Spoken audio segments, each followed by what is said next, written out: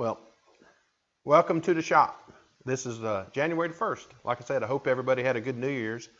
Um, I was looking back through some old pictures and realized that we picked up the Sydney lathe a year ago this past December.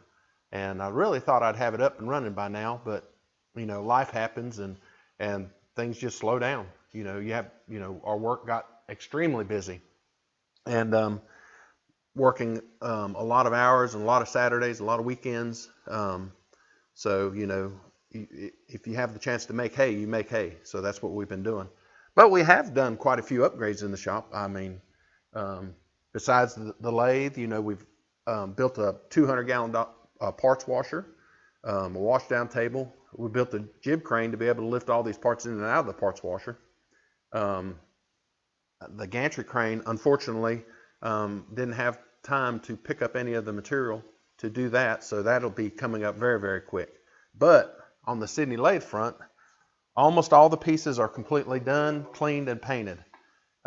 We got one coat on the gearbox, and I'll probably do a light sanding on this and give it another coat. It sticks out kind of out in the open, and so will probably have a little more wear. So we definitely want to do that. Let's see, what else? Plans for this year. One of the very first things we have to do is the shop needs a new roof. We've lived here, let me see, my son's 27, so 24 years, 25 years. And I've roofed the front part of the shop first. The front part of the shop was a cabinet shop back in the day. And so that roof was pretty old when we moved here. So I went ahead and replaced that while I was young. So, getting up on the roof on my knees, putting shingles on wasn't that bad a deal.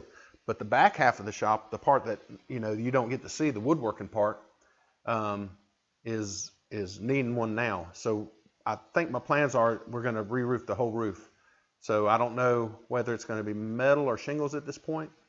My old knees, I don't know if I could take doing shingles, but I like doing it. Don't get me wrong, but we're gonna look into doing that or doing metal. So I'll talk with my brother and see. I kind of like the idea of metal myself, just because I think it'll be easier. It might be a little more costly, but I think it'll be easier. So we'll do that. But the shop, this front part of the shop is, I don't know, 28 by 40 something, and the back part is 28 by 70 something. And then I have a lean-to off to the side, which is probably another 40 feet by 15 or 16. So all that has to be redone. And this shop, the outside of the shop just needs to be upgraded. So that's definitely pretty quick, probably.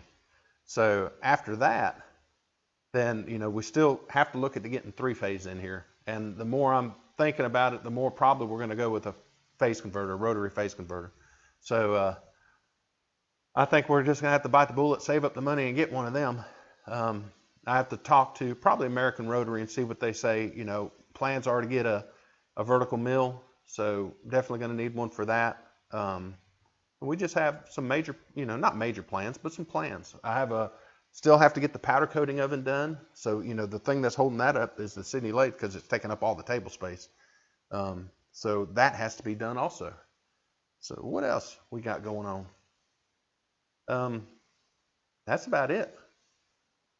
So the gantry crane for sure, because these pieces, man, they weigh a ton. But I got all these other pieces done. I'm going to get around here so you can see. The handles from the gearbox, they're all painted, done up nice. So, and these unfortunately won't fit on the ones that were broken on the front of the headstock gearbox. So we'll have to still have to make those. And then these are the pins from the inside. I mean, that's just soaking in purple power in the parts washer overnight, and then a wire brush took to them, and then a Scotch-Brite wheel, and they turned out awesome. So these are going to stay just like this.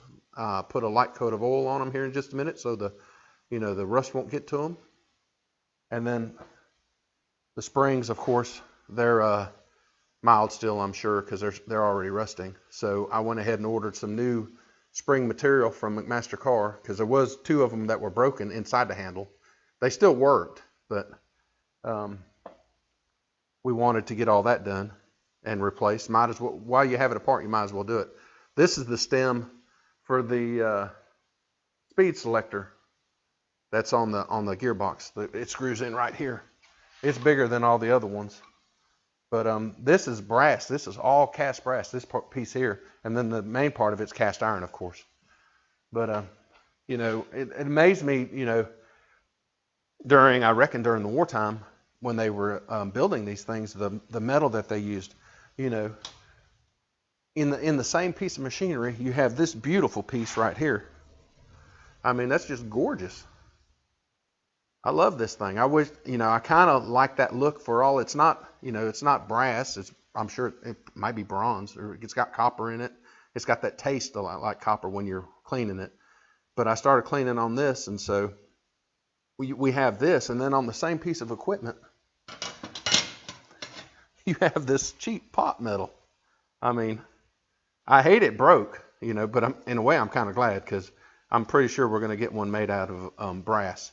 So I need to draw that up and get it sent to somebody that's got a CNC that'll, you know, either that or etch it out for me out of a piece of brass. And, you know, there's a guy on Instagram, I can't remember his name right offhand, but he does etching. So this might be something I can get to him, you know, maybe. I don't know if he does it as a job or on the side or what, but I'm going to get it to him. I want to say it's Tutley, King Tutley or something like that on Instagram. But he does some great looking stuff. So I might ship that to him, but I'd like to have that done out of brass too. But, you know, we're here. 2018 was a good year. Other than my old knees falling apart, it's been a good year. Let's see what else we got going on. I think that's it. But my resolutions for 2019, while we're doing them, might as well. I totally missed bikini season 2018. So I'm going to try really hard for 2019. So other than, you know, I'm probably going to have to give these up too, which I hate, but, or at least moderate them down. And just try to be a little healthier. So we'll do that. I try to post on Instagram more. I'm going to try and do that and share more of what happens every day in the shop. I wish I could show some stuff at work. That's some cool stuff that we do up there. I mean, we're just a truck manufacturer, but we have some cool stuff up there. And I show a little bit, you know, every once in a while that I can, but it'd be nice if I could do just a whole walk around, like a plant tour. Maybe, you know, I have to ask the powers that be, and maybe we can do that. So, and then another plan is I'd love to do more live streams out here. Right now I'm just using a web camera. It's just it's a good C920. It's probably the best webcam that you can buy right now for less than $100. Every once in a while you can catch them for $50 on Amazon on a sale. But I'd like to have a point to zoom camera in here that you can set it for presets.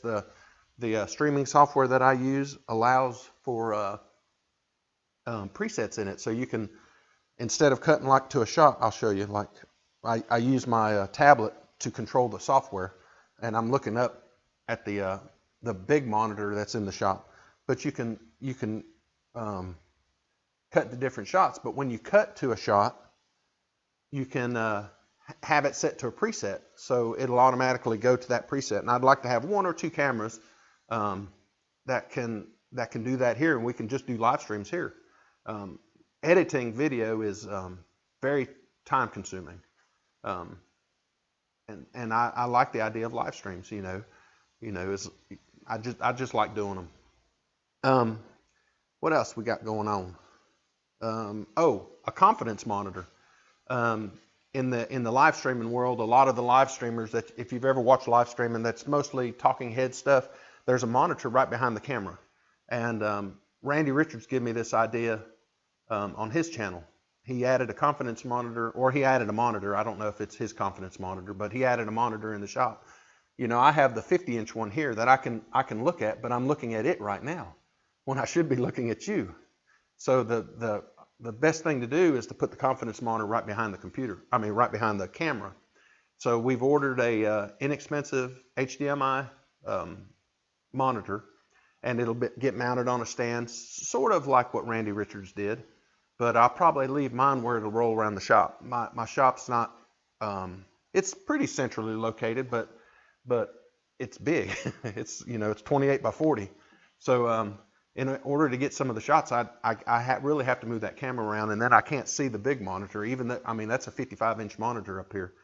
But from some corners of the shop, you just can't see it. So it would be better if I had the camera or the monitor right behind the camera, so I can focus more on you and know that everything is in focus and framed and looks like a good shot. This is pretty much my go-to everyday shot. I usually have my DSLR set up there on the tripod, but I'm able to hook it with a HDMI cable into the monitor, and I do that a lot with my old setup. But I want something that's just a little more friendly. So I have an old chair that I'm going to tear the base out of. The piston stopped working on it, so there's, you know, no need for that. And then I'll make me an arm, probably with a steel pipe so it doesn't wobble, and then make me a couple mounts on that, and then I can roll around the shop wherever I want to and set up the shops. So that's what we're going to do. I think that's it. Oh, and upgrade this computer for sure. My inside computer is my quote-unquote streaming computer, and it's a wicked fast. I built that a couple years ago. It's a i7 6700. It's just very, very fast, and it'll handle anything you throw at it. So this one out here is my old computer that was in the house, and it's struggling right now. It's using 95% of the CPU right now to do the streaming with one camera at 720p, which is, you know, no good. So if we're going to upgrade it, we already have the camera bought that I want to use for live streaming, one of them. I still want the PTZ camera, which would probably be a PTZ Optics. I like their stuff, and I like the way Richard and them work at the company and test. So they have a good product. I think it'll work good. Don't know how it'll work in this light, so maybe we can talk them into letting me test one out, so which would be great. So, but we'll probably build another computer for out here. Yeah, things are looking up. 2019 is shaping up to be a great year. You know, family's in good health. Job looks like it's secure for you know, at least while, you know, I don't want to say the current administration, but you know, things are looking up. If you work in manufacturing, there's no denying that things are up. So, and I think I noticed gas prices. I think I paid, or I'd have diesel, but it was way under $3, like almost $2. So, you know, take what you want into that statement, but I'm working in manufacturing. I can definitely tell it's picked up. So anyway, I think that'll do it. So let's see, 2019. It's going to be a great year. So until next time, see y'all.